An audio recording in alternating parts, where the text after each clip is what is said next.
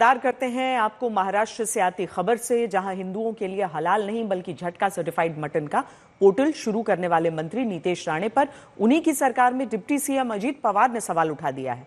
कहा है कि मुस्लिमों को लेकर ऐसा बयान नहीं देना चाहिए।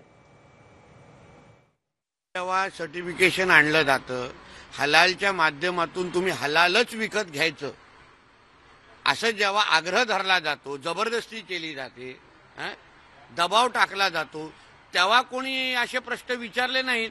जेव्हा हिंदू धर्माच्या माध्यमातून असा काही प्रयत्न होत असेल तेव्हाच मग कशाला दोन धर्मामध्ये तेढ निर्माण होण्याचे प्रश्न येत आहेत।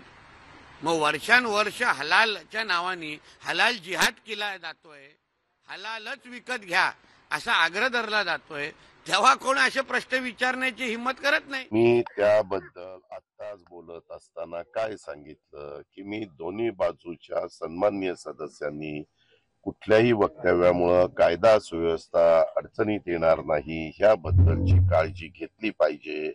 आणि जे आपले म्हणजे ज्यांना देशाच्या बद्दल एक प्रेम आहे असा मुस्लिम समाज मोठ्या प्रमाणात आपल्या भारतात आहे, आपल्या महाराष्ट्रात आहे।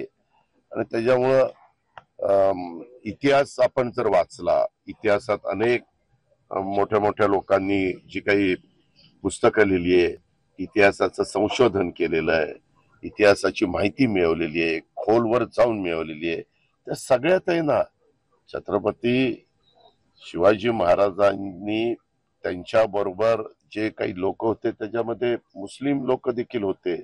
दारुगोळा कोण सांभाळत होतं त्यांचा कितीतरी उदाहरणं आपल्याला देता येतील। आणि त्याच्यामुळं त्यांनी का असं वक्तव्य केलं, त्यांच्या वक्तव्यामागचा काय हेतू होता ते मला माहिती नाही।